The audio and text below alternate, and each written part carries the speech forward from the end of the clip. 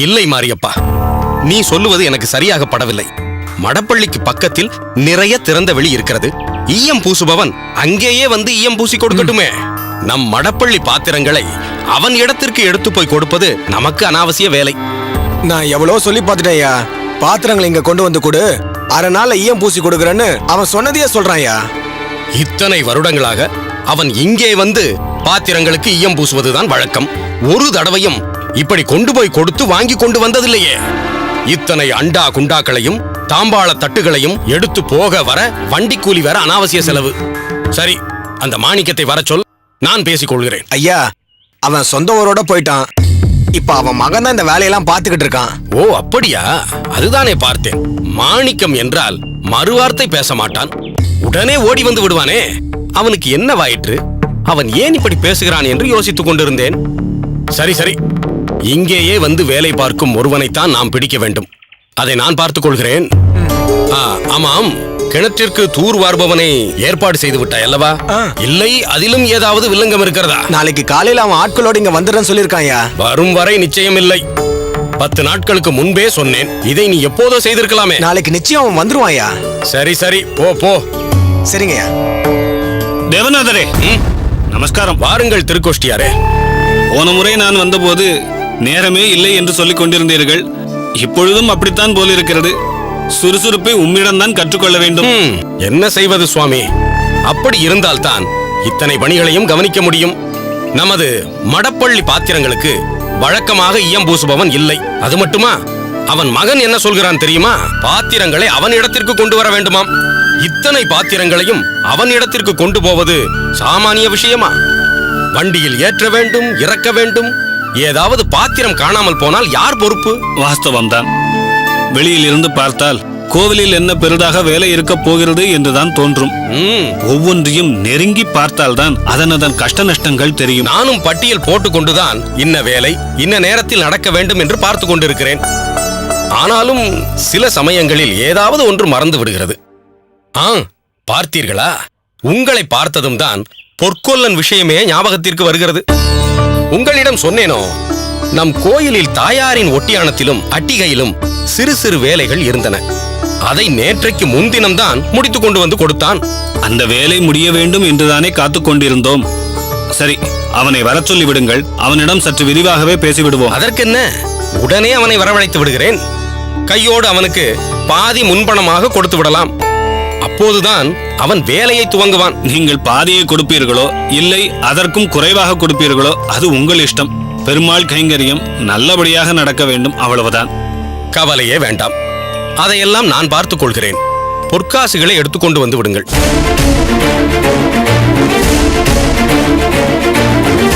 இன்றே பேசி முடித்து விடலாம். பொற்காசுகளா? என்ன சுவாமி சொல்கிறீர்கள்? நீங்கள் நேற்று பொற்காசு மூட்டையை வாங்கி கொண்டு போனதாக மரணேர் நம்பி சொன்னானே. சுவாமி, எனக்கு மறதி உண்டுதான், ஒத்துக்கொள்கிறேன். சிறு சிறு விஷயங்களில் இருக்கலாம். இப்படி பெரிய தொகையை வாங்கிக் கொண்டு நான் மறந்து விட மாட்டேன். மாரணேர் நம்பி ஏதோ தங்களிடம் தவறாக சொல்லி இருக்கிறான். எதற்கும் சற்று போய் சரியாக விசாரித்து பாருங்கள். அவசியமே இல்லை. நீங்கள் வாங்கி கொண்டு போய்விட்டதாக மாரணேர் நம்பி சொன்னான். நானா? என்ன சுவாமி, என் அகத்திற்கு போவதற்கே எனக்கு நேரம் கிடைக்கவில்லை.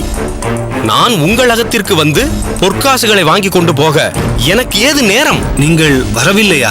நிச்சயமாக வரவில்லை. அதுதான் சொன்னேனே, எனக்கு அதற்கெல்லாம் நேரமே கிடையாதென்று.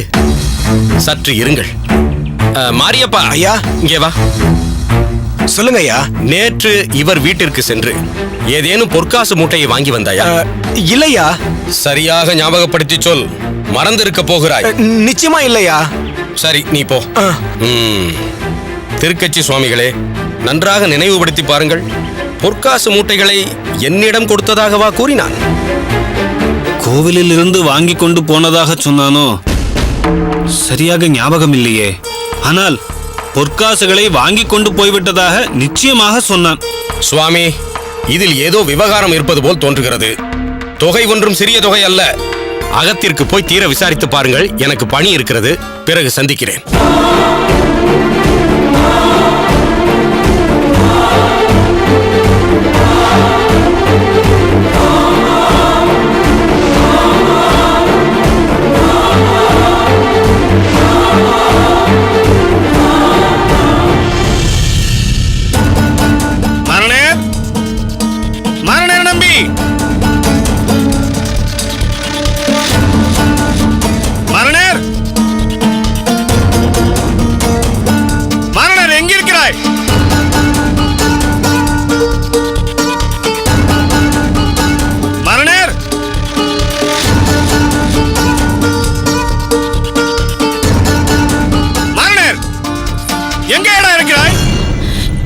என்ன சுவாமி?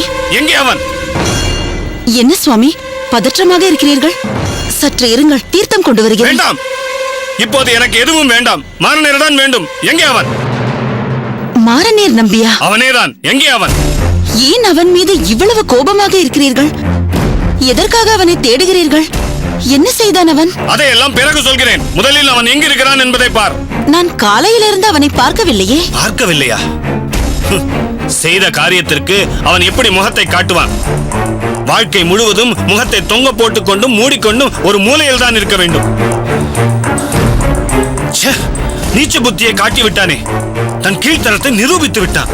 சுவாமி, தயவு செய்து என்ன நடந்தது என்று சொல்லுங்களேன். பெருமாளுக்கு வைர கிரீடத்திற்காக வைத்திருந்த பொற்காசுகளை கோவிலில் இருந்து வந்து வாங்கி கொண்டு போய்விட்டதாக அந்த அயோக்கியன் அடியனிடம் சொன்னானே, அதெல்லாம் அப்பட்டமான பொய்.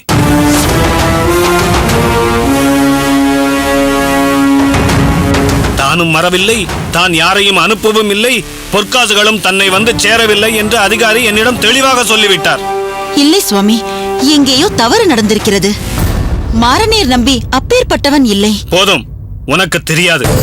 நீ ஒன்றும் அவனுக்கு வக்காலத்து வாங்க வேண்டாம். அதற்கில்லை சுவாமி, மாரநேர் நம்பியை உங்களிடம் சிஷ்யராக அனுப்பியவரே ஆச்சாரியர் தானே? இருக்கலாம். ஆனால் மாரநேர் நம்பி விஷயத்தில் ஆச்சாரியருக்கும் அல்லவா அடிசறுக்கியது. எப்படி நம்மிடமும் நம் குழந்தைகளிடமும் பழகி நம்பிக்கையை வளர்த்து கொண்டானோ, அதே போல ஆச்சாரியரையும் அவன் ஏமாற்றி விட்டான்.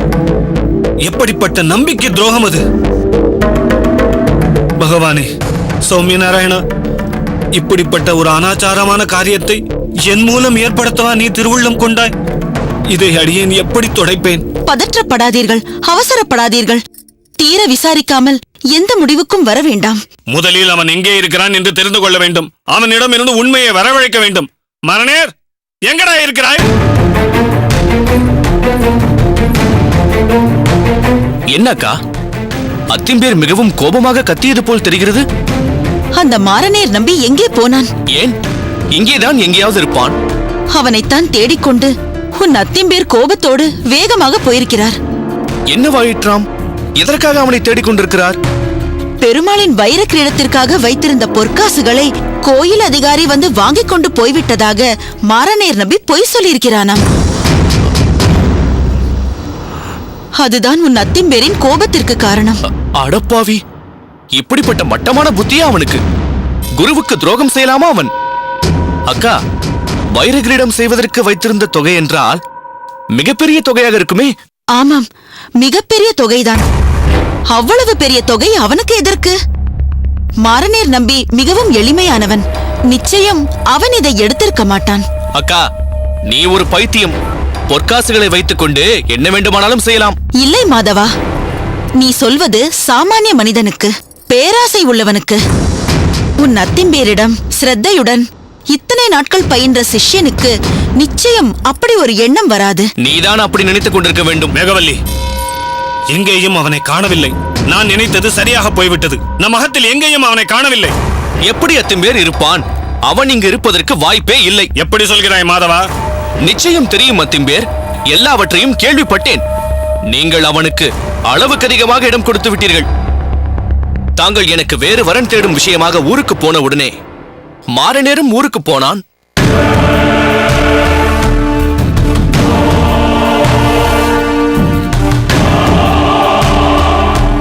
இரண்டு நாட்கள் கழித்துத்தான் வந்தான் அவன். என்ன சொல்கிறாய் மாதவா?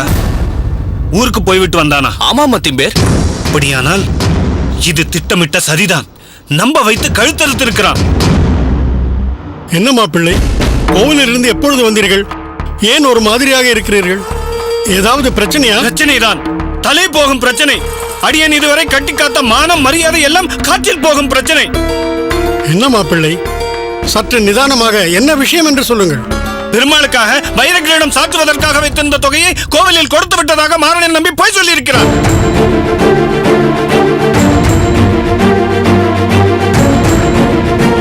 கோவிலில் அந்த தொகை வரவில்லை என்கிறார்கள். மாரநேர் நம்பியையும் காணவில்லை. பொற்காசுகளை மாரநேர் நம்பி எடுத்து சென்று விட்டான் மாமா.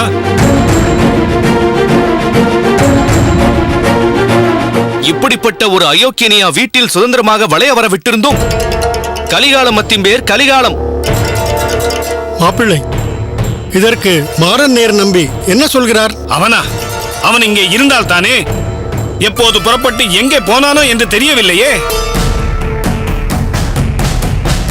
சரி, அவன் இங்கு இல்லை என்பது தீர்மானமாகிவிட்டபடியால் நான் ஆச்சாரியரை பார்த்து நடந்ததை சொல்லி அவனை மடத்தை விட்டே வெளியேற்ற வேண்டும். இல்லை மாப்பிள்ளை, வேண்டாம். ஏன்? ஒருவேளை மாறன் நேர் நம்பி அந்த தொகையை எடுத்திருந்தால் நிச்சயம் ஸ்ரீரங்கத்தில் இருக்கும் ஆச்சாரியார் மடத்திற்கு சென்றிருக்க மாட்டார். வேறு எங்கேயாவது தான் சென்றிருப்பார். ஆமா மத்திம்பேர், நீங்கள் ஆச்சாரியார் மடத்திற்கு போக வேண்டாம். நான் வேண்டுமானால் மாறனேர் எங்கு போயிருக்கிறான் என்று தேடி கண்டுபிடித்து விடுகிறேன். அது மட்டும் இல்லை, இதை தாங்கள் ஆச்சாரியரிடம் சொன்னால் அவர் மனது மிகவும் சங்கடப்படும். தான் மிகவும் பரிந்துரைத்து அனுப்பிய ஒருவர் இப்படி செய்து விட்டாரே என்று அவர் மறுகக்கூடும். அதெல்லாம் சரி. இப்போது பொற்காசுகளை கொடுத்து வைத்துள்ள அந்த செல்வந்தருக்கு அடியேன் என்ன பதில் கூறுவது? தானே பொற்காசுகளை எடுத்துக்கொண்டு தன் சிஷ்யன் மேல் பழியை போடுகிறார் என்று அவர் அடியேனை தவறாக நினைத்துக் கொள்ள மாட்டாரா? அவர் மனதில் அடியேனை பற்றி அப்படிப்பட்ட ஒரு இழிவான எண்ணம் ஏற்பட வேண்டுமா? இல்லை, எல்லா உண்மைகளையும் ஆச்சாரியரிடம் சொல்லிவிடுவதுதான் உத்தமம். வேண்டாம் மாப்பிள்ளை, நான் சாதாரணமாக தங்களுக்கு அறிவுரை கூறியதில்லை. அதற்கான தகுதியும் எனக்கு கிடையாது. இப்பொழுது வேறு வழியின்றி சொல்கிறேன். திருமண வேலைகள் நிறைய இருக்கின்றன. மாதவனுக்கு திருமணம் நடந்து முடிந்து விடட்டும்.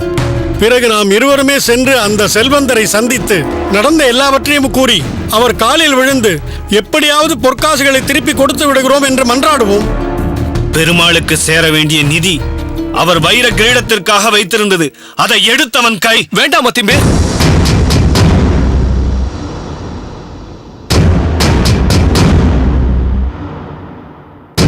ஏன் ஏன் வேண்டாம் என்கிறாய்? நீங்கள் ஏதாவது சொல்லிவிட்டால் அது அப்படியே பலித்துவிடும்.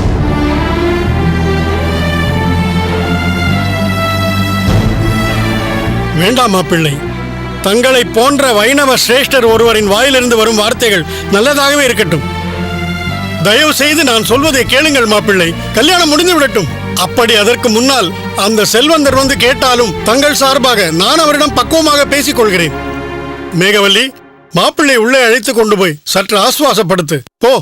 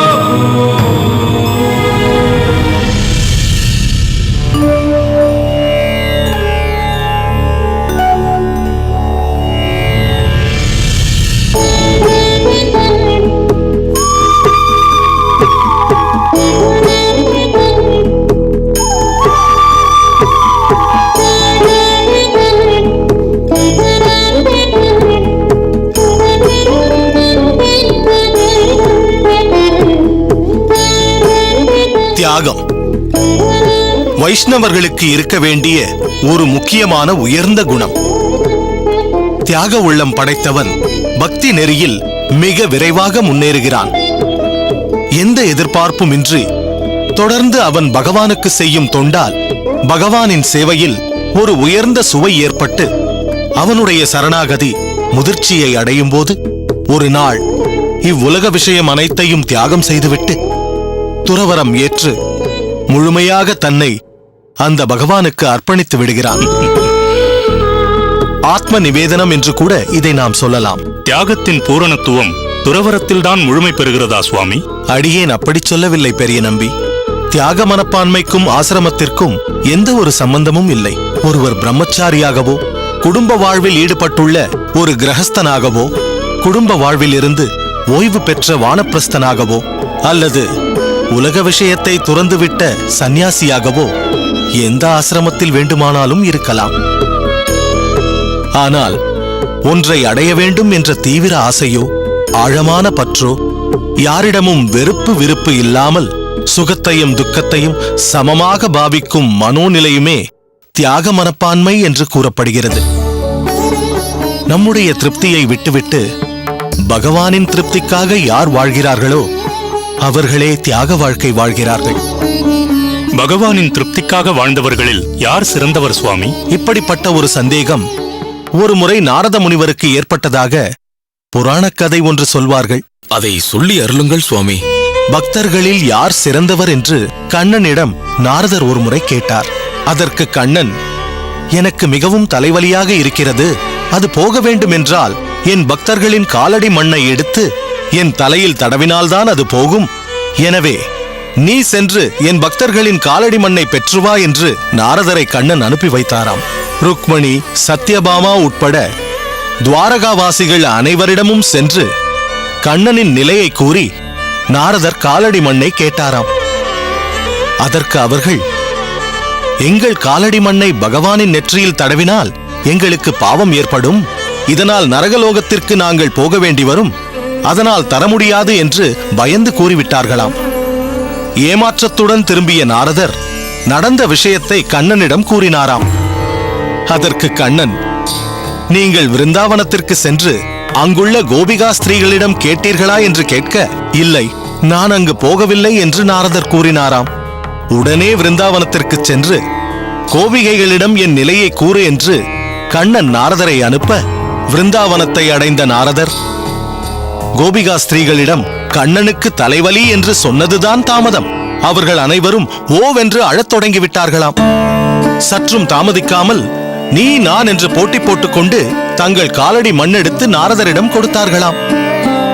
இதைக் கண்டு ஆச்சரியமடைந்த நாரதர், கோபிகைகளே, உங்கள் காலடி மண்ணை பகவானின் நெற்றியில் தடவுவதால் உங்கள் அனைவருக்கும் பாவம் ஏற்படும், இதனால் நரகத்திற்குள் நீங்கள் பிரவேசிக்க நேரிடும் என்று நாரதர் கூற, கண்ணனின் தலைவலி நீங்குவதற்கு நரகத்திற்கு மட்டுமல்ல, வேறு எந்த தாழ்ந்த லோகத்திற்கும் நாங்கள் போக தயாராக இருக்கிறோம், அதனால் ஏற்படும் எந்த பாவத்தையும் அனுபவிக்க நாங்கள் சித்தமாக இருக்கிறோம், இதனால் கண்ணனின் தலைவலி நீங்கி அவர் துயருறாமல் இருந்தாலே போதும் என்று கோபிகா ஸ்திரீகள் கூறினார்களாம். தியாக மனப்பான்மையின் மூலம் கோபிகைகளே உயர்ந்த பக்தர்கள் என்பதை தலைவலி என்ற ஒரு அற்புதமான லீலையின் மூலம் கண்ணன் நமக்கு உணர்த்துகிறார். பகவானே, நீ கொடுத்த சரீரத்தை உன்னிடத்திலே சமர்ப்பிக்கிறேன் என்ற எண்ணம் நமக்கு தோன்றும் போது தியாகம் முழுமையடைகிறது. தியாக எண்ணம் மனதில் குடிகொண்டு விட்டால் சுயநலம் முற்றிலுமாக அழிந்து விடுகிறது. தனக்கு என்ன இன்னல் ஏற்பட்டாலும் அவப்பெயர் ஏற்பட்டாலும் மற்றவர்களின் நலனுக்காக எதையும் தாங்குபவனாக ஒருவன் இருந்தால் அவனே மிகச்சிறந்த பக்தன், அனைவராலும் போற்றப்பட வேண்டியவன். அடியேன் தாசன் சுவாமி.